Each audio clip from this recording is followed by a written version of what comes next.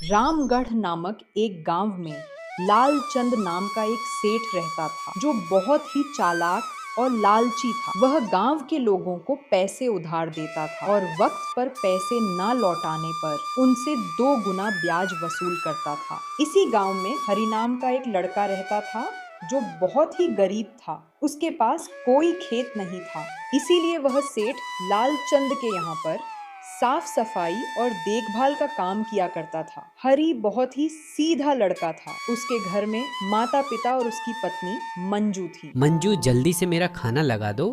अगर आज भी मैं देर से गया तो सेठ जी बहुत गुस्सा होंगे। आप और आपके सेठ जी जरा सी देर क्या हो जाए, पूरा घर सर पर उठा लेते हैं। रुको, अभी लाती हूँ खाना।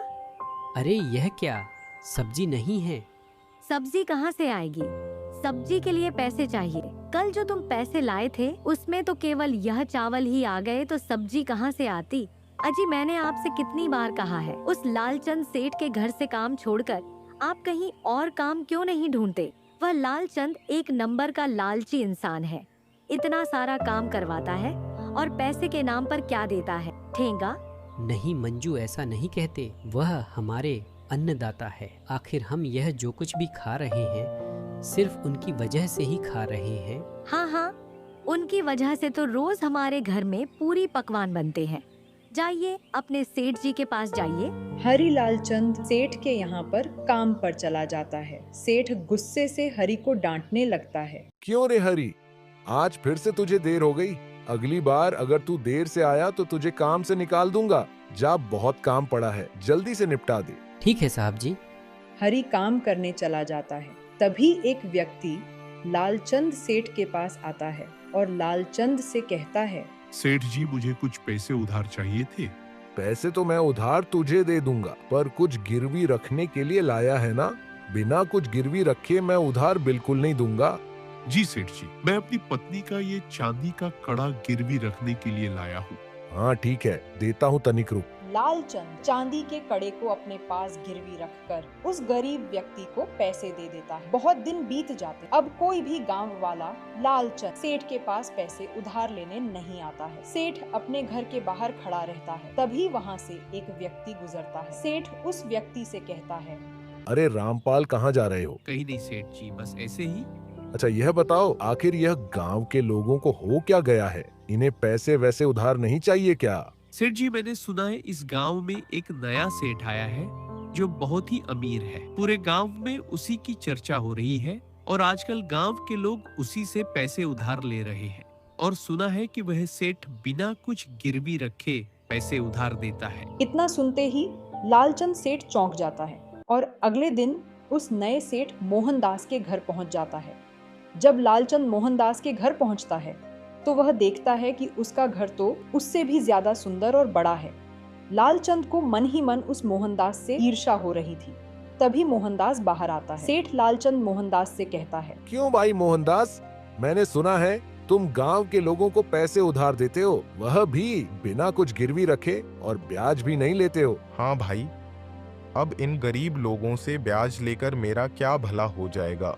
बस थोड़ा बहुत उनके काम आ जाऊं, और क्या चाहिए? हमारे पास तो भगवान का दिया सब कुछ है। अरे मोहनदास, ये तुम बहुत बड़ी गलती कर रहे हो। इन गांव वालों को इतना भोला मत समझो।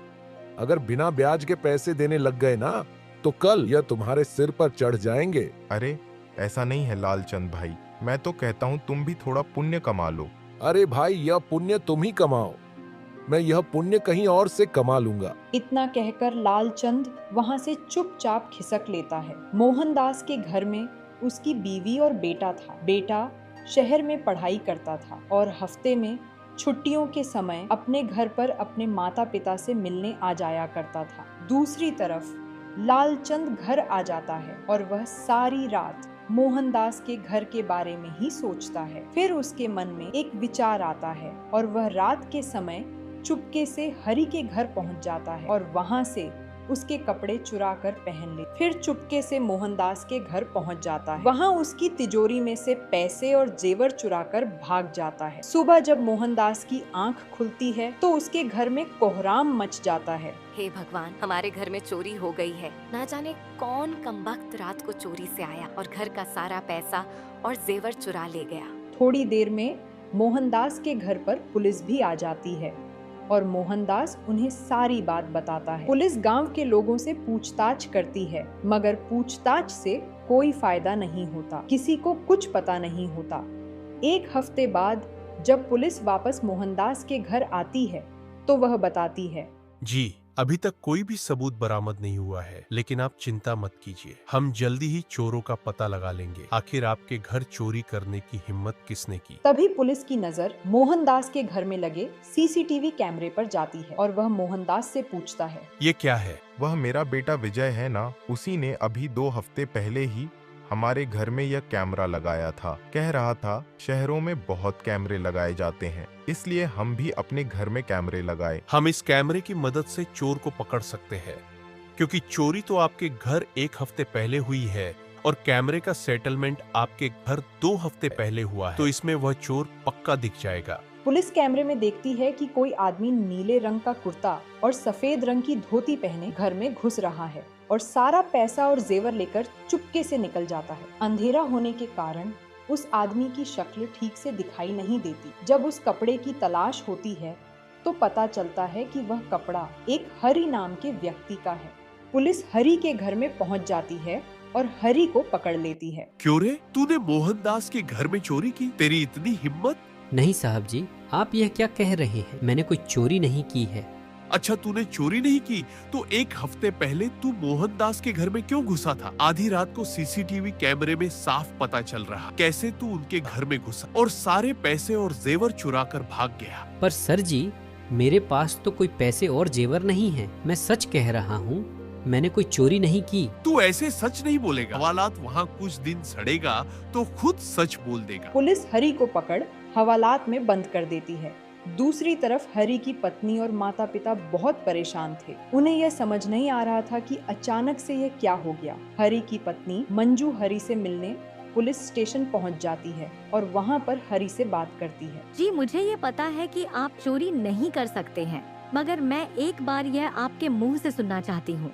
मंजू, मैं सच कह रहा हूँ, मैंने चोरी नहीं की। तुम्हारी कसम, मैंने चोरी नहीं की है। मंजू हरि की बात सुनकर सोचने लगती हैं। अगर वह कह रहे हैं कि उन्होंने चोरी नहीं की है तो चोरी नहीं की होगी, लेकिन पुलिस क्यों कह रही है कि कैमरे में उसे चोरी करते देखा है? मुझे एक बार सीसीटीवी कैमरे को फिर से देखना ही होगा। मंजू पुलिस स्टेशन से निकलकर मोहनदास के घर चली जाती है और एक बार फिर से सीसीटीवी कैमरा देखने की मांग करती है। मोहनदास भला इंसान था, वह उसकी इस बात की सहमति जताते हुए सीसीटीवी कैमरा दिखा देता है। सीसीटीवी कैमरे में मंजू तुरंत पहचान जाती है कि कपड़े तो हरि के ही हैं, पर यह इंसान हरि नहीं है। मंजू एक बार फिर से सीसीटीवी कैमरे को ध्यान से देखती है। तभी मंजू की नजर उस व्यक्ति के हाथ पर जाती है जिसने एक सोने की घड़ी पहन रखी थी। मंजू कुछ सोचती है। जहाँ तक सवाल है हमारे गांव में रहने वाले आम लोगों की, तो उनकी इतनी अच्छी आमदनी नहीं है कि वह सोने की घड़ी खरीद सके। या तो सोने की घड़ी जमींदार जी के पास होगी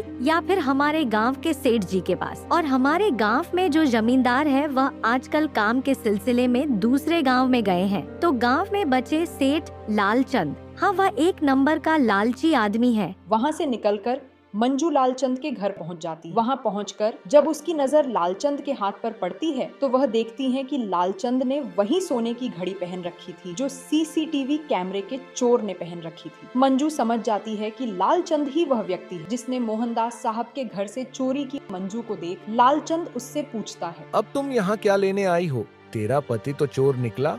अगर मैं यहाँ से बिना कुछ बोले चली गई तो इस लालचंद को मुझ पर शक हो जाएगा। मुझे कुछ ना कुछ तो बहाना बनाना ही होगा कि मैं यहाँ क्यों आई हूँ। वह साहब जी, मुझे काम चाहिए था, कृपया आप मुझे थोड़े दिन के लिए काम पर रख ले। मैं तुझे अपने यहाँ काम पर नहीं रख सकता। तुम्हारा पति तो चोर है। एक चोर की पत्नी को मैं काम पर नहीं रख सकता। अब तुम्हारा ही क्या भरोसा, तुम भी कुछ ना कुछ चुरा लोगी। जा, यहाँ से चली जा। मंजू तो यही सुनने का इंतजार कर रही थी कि लालचंद अपने आप ही उसे अपने यहाँ से भगा दे। मंजू निराश होने का नाटक करके चुपचाप वहाँ से चली जाती है और पुलिस स्टेशन पहुँच जाती है। वहाँ पर वह सारी बात पुलिस को बता देती है। पुलिस लालचंद के घर पहुँच जाती है और वहाँ पर लालचंद के हाथ में वही घड़ी देखती है जो सीसीटीवी कैमरे के चोर ने पहनी थी। पुलिस सब समझ जाती है और लालचंद को पकड़ कर ले जाती है। वहीं दूसरी तरफ मोहनदास भी पुलिस स्टेशन पहुँच जाता है। पुलिस लालचंद को जेल में बंद कर देती है और हरी को रिहा कर देती है।